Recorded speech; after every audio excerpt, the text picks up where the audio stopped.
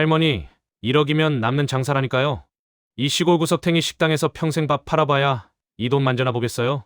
지금이 가장 좋은 시기예요. 도장 찍으시죠? 강남의 값비싼 수트를 입은 사내, 최건이 내뱉은 말은 얼음장처럼 차가웠습니다. 하지만 낡은 나무 테이블 너머 70살의 말숙은 대답 대신 젖은 손을 앞치마에 닦아낼 뿐이었습니다. 찢어진 고무장갑 사이로 스며든 찬물이 뼈마디를 시리게 했지만 그녀의 눈빛만은 깊은 호수처럼 고요했습니다.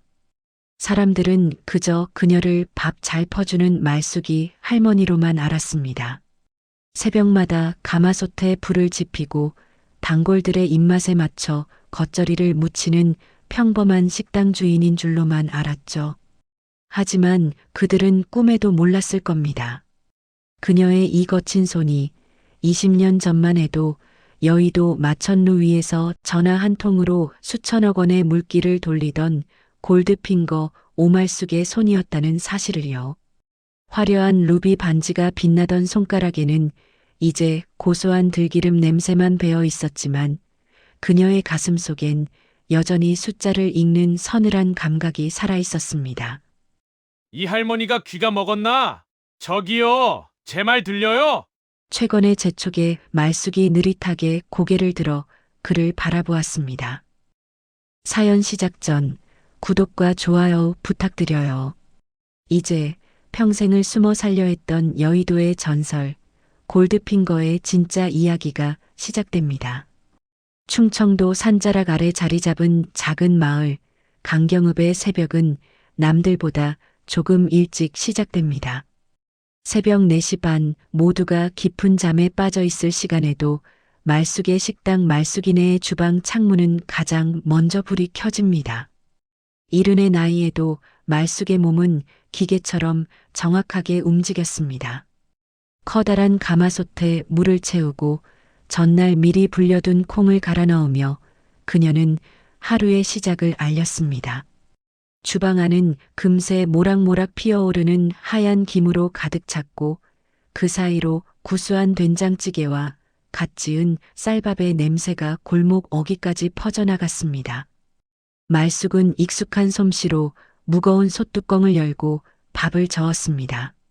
한때는 수천억 원의 서류에 사인을 하던 손이었지만 이제는 거친 주걱을 쥐고 사람들의 배를 채워주는 것이 그녀의 일상이 되었습니다. 말숙이 오늘도 일찍 일어났네. 어휴, 밥 냄새가 마을 끝까지 나겠어. 지팡이를 짚고 들어오는 단골 김할머니가 자리를 잡자 말숙은 말없이 따뜻한 숭늉한 사발을 먼저 내어줍니다. 이어지는 아침 6시 식당 문이 활짝 열리며 투박한 작업복 차림의 사내들이 들이닥칩니다. 인근 건설 현장에서 새벽 첫 차를 타고 나와 굵은 땀방울을 흘리며 기초 공사를 마친 인부들이었습니다. 할머니, 여기 얼큰한 국밥 한 그릇 빨리 줘요. 배가 등 가죽에 붙겠네. 그래, 고생들 했어. 오늘 국은 선지 해장국이니까 든든하게들 먹고 가. 말숙은 그들의 지친 어깨를 보며 평소보다 더 꾹꾹 눌러 담은 머슴밥을 건넵니다. 젊은 양반들 힘내야지. 여기 계란 후라이도 하나씩 더 붙여줄게. 투박한 말 속에 담긴 따뜻한 진심의 인부들은 고개를 숙이며 밥그릇을 비워냈습니다.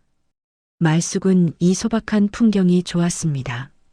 20년 전 여의도의 차가운 공기보다 땀 흘려 일한 뒤 먹는 밥 한 그릇에 고맙다며 웃어주는 이 사람들의 온기가 그녀에겐 더 소중한 가치였습니다. 그런데 그 평화를 깨뜨린 건 정오를 갓 넘긴 시각이었습니다. 마을 어귀에서부터 들려오는 이질적인 엔진 소리가 고요를 깨뜨렸습니다. 시골 길과는 전혀 어울리지 않는 검은색 세단 석대가 흙먼지를 일으키며 식당 앞에 멈춰 섰습니다. 차에서 내린 사내들은 한눈에 봐도 서울에서 내려온 이방인들이었습니다. 그 중심에 선 45의 최건은 번쩍이는 명품 구두로 흙바닥을 조심스레 밟으며 식당 안으로 들어섰습니다. 그는 식당 천장에 매달린 낡은 선풍기와 기름때 묻은 테이블을 보며 노골적으로 인상을 찌푸렸습니다. 자리에 앉기도 전에 최건은 비단결 같은 수투자락을 정리하며 말숙의 앞에 화려한 명함을 툭 내밀었습니다. 할머니, 여기가 오말숙 씨 식당 맞죠? 제가 이 동네 개발을 맡은 사람입니다. 단도직입적으로 말씀드릴게요. 이 식당 건물이랑 뒤에 딸린 밭가지에서 저희가 1억에 매입하겠습니다. 이 낡고 오래된 건물을 누가 이 돈 주고 사겠어요? 저희 회사가 특별히 배려해 드리는 겁니다. 말숙은 하던 설거지를 멈추고 젖은 손을 앞치마에 닦았습니다. 최건은 말숙이 대답이 없자 그녀가 돈 액수에 놀랐다고 생각했는지 더욱 의기양양하게 말을 이어갔습니다. 잘 모르시나 본데 여기가 신도시 개발구역으로 확정되면 이 식당은 그냥 공원 부지나 도로로 묶여요. 그럼 나라에서 강제로 뺏어가는데 그때는 지금 제가 드리는 돈의 절반도 못 받습니다. 할머니 노후 생각해서 제가 특별히 챙겨드리는 거예요. 오늘 도장 찍으시죠. 이게 할머니 인생을 바꿀 마지막 기회일지도 모르니까요. 최건의 목소리는 친절을 가장하고 있었지만 그 안에는 시골 노인을 무지하다고 여기는 무시와 오만함이 가득했습니다. 하지만 그는 몰랐습니다. 자신이 지금 무시하고 있는 이 이른의 노인이 한때 대한민국 숫자를 주무르던 전설이었다는 사실을 말이죠. 말숙은 최건이 내민 매입 계약서를 가만히 내려다보았습니다. 그녀의 머릿속에는 최건이 숨기고 있는 진짜 설계도의 허점이 단숨에 그려졌습니다. 1억이라. 젊은 양반, 돈 좀 더 써야겠는데?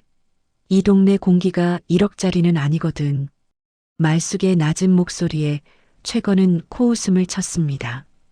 참나, 할머니가 욕심이 과하시네. 알겠습니다. 오늘은 이만 갈 테니까 잘 생각해 보세요. 다음번엔 1억도 안 될지 모릅니다. 최건이 차갑게 돌아서 나가자 말숙은 다시 무거운 가마솥 주걱을 잡았습니다. 하지만 그녀의 눈빛은 이미 예전의 그 날카로운 골드핑거로 돌아가 있었습니다. 20년 만에 다시 마주한 탐욕의 냄새, 말숙의 입가에 아주 희미한 그리고 서늘한 미소가 머물렀습니다. 최건이 남기고 간 오만한 잔상과 매캐한 담배 연기가 식당 안을 채 가시기도 전이었습니다. 낡은 식당의 미닫이 문이 요란한 소리를 내며 거칠게 열렸습니다. 이모, 이모, 지금 식당에 그 사람들 왔었어? 검은 차 타고 온 사람들 말이야. 헐레벌떡 뛰어들어온 사람은 말숙의 유일한 혈육이자 조카인 수진이었습니다. 남편을 일찍 여의고 읍내에서 작은 미용실을 하며 홀로 어린 아들을 키우는 수진은 이른의 말숙에게 목숨보다 소중한 아픈 손가락이었습니다. 수진의 얼굴은 하얗게 질려 있었고 빗질도 제대로 못한 머리카락은 헝클어져 있었습니다. 수진아, 숨 좀 돌리고 말해. 미용실은 어쩌고 이 시간에 여기까지 달려왔어? 말숙은 떨고 있는 수진의 손을 잡고 따뜻한 보리차 한 잔을 건넸습니다. 수진은 컵을 쥔 손을 벌벌 떨며 말을 이어갔습니다. 이모, 지금 마을 회관 난리 났어. 그 최건인가 하는 사람이 사람들 다 모아놓고 협박 비슷한 걸 하나 봐. 지금 땅 안 팔면 나중에 신도시 들어설 때 보상금 한 푼도 못 받고 쫓겨난다고. 우리 미용실 건물주도 도장을 찍어야 되나 고민 중이던데. 건물 팔리면 나 이제 어디서 장사해? 우리의 학원비는 어떡하고. 수진의 눈에서 굵은 눈물방울이 뚝뚝 떨어졌습니다. 평생 가위 하나로 정직하게 살아온 그녀에게 신도시니 강제 수용이니 하는 말들은 삶의 터전을 송두리째 앗아가는 재앙과도 같았습니다. 말숙은 수진을 품에 꼭 안아주었습니다. 품 안에서 떨고 있는 조카의 가냘픈 어깨를 느끼며 말숙의 심장 깊은 곳에서 뜨거운 무언가가 치밀어 올랐습니다. 걱정 마라, 수진아. 이 이모가 있는 한 너 길바닥으로 나앉게 안 해. 저 사기꾼 놈들이 하는 말 하나도 믿지 말고 가서 애밥이나 챙겨줘. 알았지? 말숙은 겨우 수진을 달래서 보냈습니다. 하지만 식당 문을 닫고 혼자 남은 말숙의 얼굴에는 더 이상 인자한 할머니의 표정은 남아있지 않았습니다. 창밖으로 멀어지는 최건의 세단들을 바라보는 그녀의 눈빛은 마치 사냥감을 포착한 맹수처럼 서늘하게 빛났습니다. 그 젊은 여우 같은 사내가 이 평화로운 마을의 눈물을 발판 삼아 재배를 불리려 하고 있었습니다. 말숙은 식당 뒷방으로 들어갔습니다. 그곳엔 20년 동안 단 한 번도 열지 않았던 낡은 가죽 가방 하나가 깊숙이 숨겨져 있었습니다. 먼지를 털어내고 가방을 열자 누렇게 빛바랜 수첩 하나와 오래된 노트북이 모습을 드러냈습니다. 수첩의 첫 페이지를 넘기자 대한민국 금융계를 주무르던 거물들의 개인 번호와 그들이 말숙에게 졌던 수많은 빚의 기록들이 빽빽하게 적혀 있었습니다. 말숙은 깊은 한숨을 내쉬며 낡은 휴대폰을 들었습니다. 떨리는 손가락으로 익숙한 번호를 하나하나 눌렀습니다. 신호음이 가는 동안 말숙의 머릿속에는 20년 전 여의도의 마천루와 차가운 돈 냄새가 어지럽게 스쳐 지나갔습니다. 신호음이 길게 울리다 전화가 연결되었습니다. 여보세요? 누구십니까? 전화기 너머에서 들려오는 목소리는 중후하면서도 권위가 넘쳤습니다. 현재 국내 최대 건설사를 이끄는 수장 김종철 회장이었습니다. 말숙은 마른 침을 삼키며 아주 조심스럽게 하지만 떨리지 않는 목소리로 입을 열었습니다. 김종철 회장, 납니다. 오말숙. 순간 전화기 너머에서 들려오던 바스락거리는 서류 소리가 딱 멈췄습니다. 거대한 정적이 파도처럼 밀려왔고 한참 동안 아무런 대답이 없었습니다. 말숙이 다시 한번 이름을 부르려던 찰나 수화기 너머에서 믿기지 않는다는 듯한 떨리는 목소리가 터져 나왔습니다. 상무님? 정말 상무님 맞으십니까? 이 번호 제가 단 한 번도 바꾸지 않고 20년을 기다렸습니다. 살아계셨던 거군요. 어디 계셨던 겁니까? 대체. 김 회장의 목소리엔 원망보다는 반가움과 벅찬 감동이 서려 있었습니다. 그는 말숙이 여의도에서 가장 화려하게 빛나던 시절 그녀의 곁에서 모든 것을 배웠던 유일한 제자이자 오른팔이었습니다. 말숙이 종적을 감춘 뒤에도 그는 그녀가 가르쳐준 철학으로 지금의 건설 제국을 일궈냈던 것이죠. 갑자기 연락해서 미안해요. 그저 염치불구하고 김 회장 도움이 좀 필요해서 연락했어요. 말숙의 겸손한 태도에 김 회장은 오히려 당황한 듯 다급하게 대답했습니다. 도움이라니요, 상무님. 제 인생의 스승이신 분이 그런 말씀을 하시면 섭섭합니다. 제가 지금의 이 자리에 앉을 수 있었던 건 다 상무님 덕분이라는 거 잊으셨습니까? 무엇이든 말씀만 하십시오.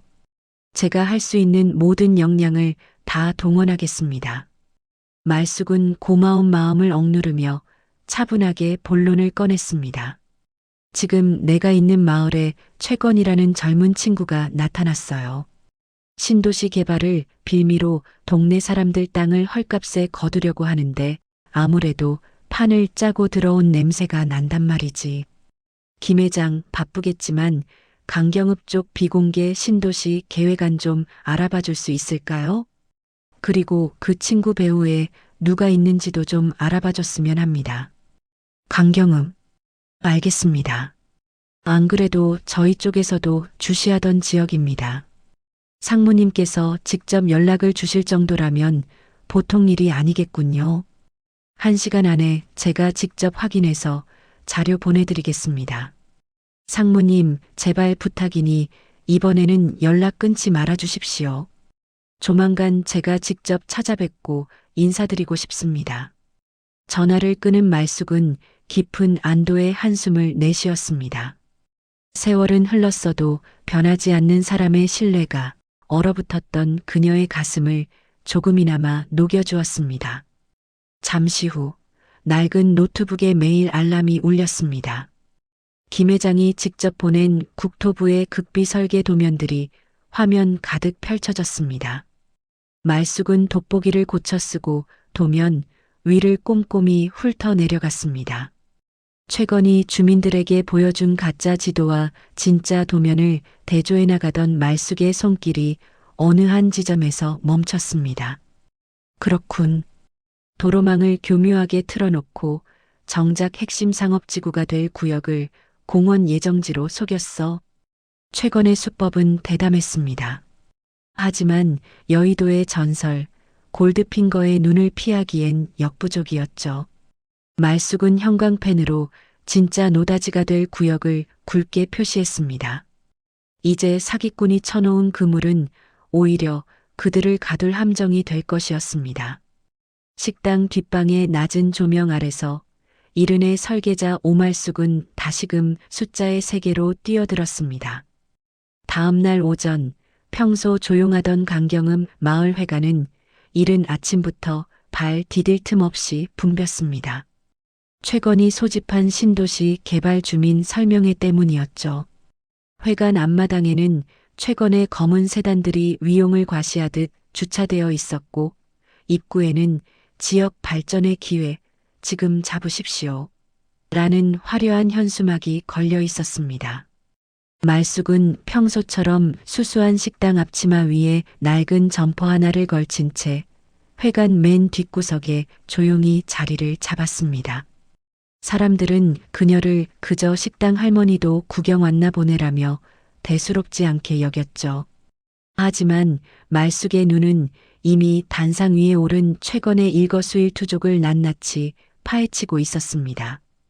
단상 위에 올라선 최건은 번듯한 레이저 포인터를 들고 가짜 설계도를 벽면에 띄웠습니다. 그의 목소리는 확신에 차 있었고 때로는 주민들을 걱정하는 척 애절하기까지 했습니다. 어르신들, 제 말 잘 들으셔야 합니다. 지금 이 빨간 구역들 보세요. 여기가 바로 신도시 개발에서 제외되거나 공원으로 묶일 땅들입니다. 정부에서 강제 수용해 가면 보상금은커녕 세금 떼고 나면 남는 것도 없어요. 평생 일군 재산이 하루아침에 휴지 조각이 되는 겁니다. 회관 안이 순식간에 술렁이기 시작했습니다. 아이고, 저기가 내 땅인데. 그럼 우린 이제 어찌 살아? 여기저기서 탄식과 비명이 터져나왔습니다. 최건은 주민들의 공포를 즐기듯 비열한 미소를 숨긴 채 더욱 목소리를 높였습니다. 그래서 제가 특별히 이 가격에 매입해드리겠다는 겁니다.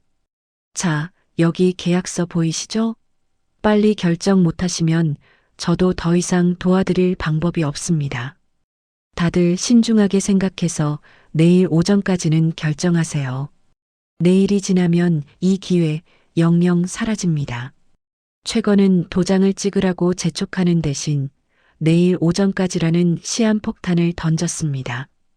주민들을 벼랑 끝으로 몰아넣어 밤새 잠 못 들게 만들려는 고도의 심리전이었죠. 주민들은 넋이 나간 표정으로 계약서를 받아들며 웅성거렸습니다. 회관 안은 순식간에 절망과 혼란의 소용돌이로 변했습니다. 말숙은 그 아수라장을 차가운 눈으로 지켜보다 조용히 회관을 빠져나왔습니다. 식당으로 돌아온 말숙은 뒷방에 낡은 노트북을 켜고 김 회장이 보내온 설계도를 다시 한번 꼼꼼히 확인했습니다. 이놈 봐라. 순진한 노인네들을 상대로 아주 거대한 투전판을 벌였군. 최건이 공원이 될 땅이라며 겁을 준 곳은 사실 신도시의 심장부가 될 핵심 요지였습니다. 특히 말숙의 식당 주변은 최건이 큰 수익을 남기기 위해 반드시 손에 넣어야 할 노다지였죠. 최건은 이곳을 헐값에 가로채기 위해 주민들에게 가짜 정보를 흘리며 공포를 심고 있었던 겁니다. 말숙은 구석에 밀어두었던 낡은 화이트보드를 꺼내 먼지를 닦아냈습니다.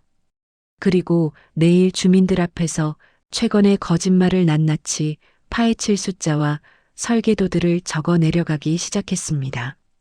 그녀는 확신했습니다. 이 자료들만 보여주면 주민들이 최건의 마수에서 벗어날 수 있을 것이라고요.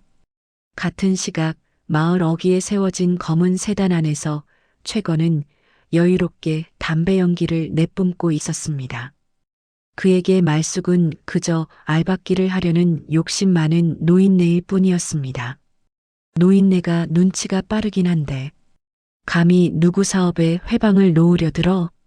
최건은 가소롭다는 듯 비열하게 웃으며 휴대폰을 꺼내 어디론가 짧은 메시지를 보냈습니다. 내일 마을 회관에서 어떤 폭풍이 몰아칠지 꿈에도 모른 채 그는 이미 말숙을 찍어낼 치졸한 덫을 구상하고 있었습니다. 다시 말숙의 주방. 말숙은 화이트보드 옆에 놓인 안경을 보며 나직히 읊조렸습니다. 내일이면 다 끝날 거다. 이 사기극도 너의 그 오만함도. 말숙은 결연한 미소를 지으며 식당의 불을 껐습니다. 거울 속에 비친 이른에 놓인 오말숙. 그녀의 눈동자엔 다시금 숫자의 세계로 뛰어든 전설적인 승부사의 불꽃이 일렁였습니다. 채건, 날 너무 가소롭게 봤어. 1부는 여기까지입니다. 2부도 많은 기대 부탁드려요.